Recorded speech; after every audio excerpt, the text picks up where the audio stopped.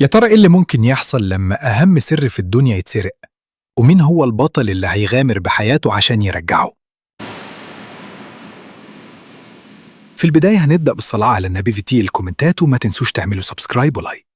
في قلب مدينة الأضواء انطلق زقزوق القط الرمادي الأسطوري في مهمة مستحيلة عشان يرجع جهاز سري وخطير من برج أبيكس اللي محدش يقدر يدخله.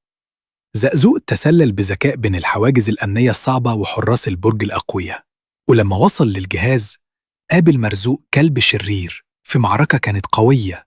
بذكاء وسرعته زقزوق قدر يعطل الأنظمة وياخد الجهاز في الضلمة، وبعد ما أنقذ المدينة اختفى زقزوق زي الشبح وسيب وراه أسطورة محدش عرف أبطالها الحقيقيين. ودي يا أصحابي كانت حدوتتنا، إيه رأيكم؟ شاركونا في التعليقات، وما تنسوش تعملوا لايك وسبسكرايب عشان تشوفوا قصص تانية.